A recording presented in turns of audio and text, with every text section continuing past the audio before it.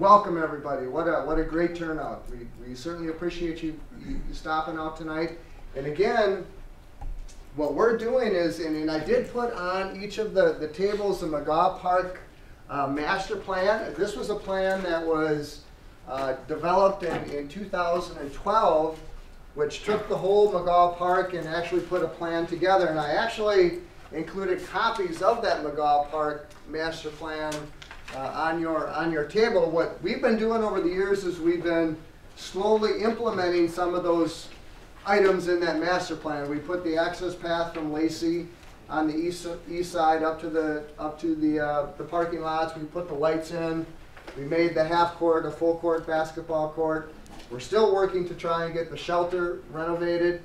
But another component of this master plan is a woods management plan, or the natural resources plan is what we're calling it. And part of this document, Mr. Healy and his group did some inventory, some general inventory on what was there. Similar to what we've got an implementation schedule in McGaw Park Master Plan.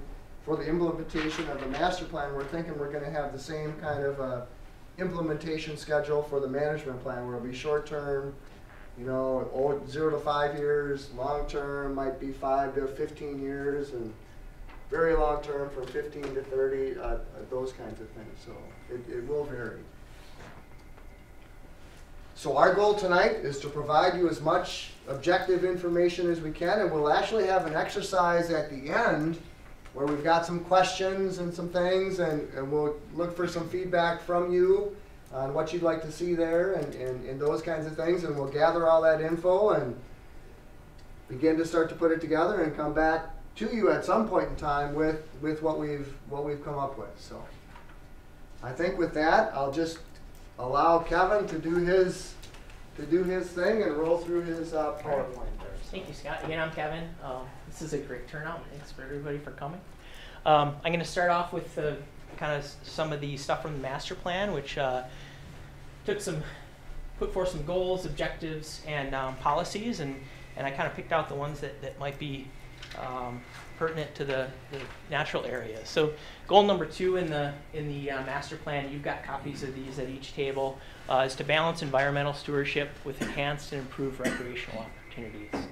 And for each of these goals, there's objectives and policies put forth. So the first objective under that is to recognize the attraction of the existing wooded area to McGaw Park environment. So that's one of the things, like tonight, I want to find out what things you find attractive about the wooded area, how you use it, what you like about it. And the first policy under that is to create a management plan for approval by the Parks Commission for control of invasive species with a desire to protect the wooded area. So that's the natural resources plan that we've been talking about. And the second one is to balance that invasive species control with the attractive nature of the wooded area. So again, if there's things that you like about what you see there today, we want to know about what those things are.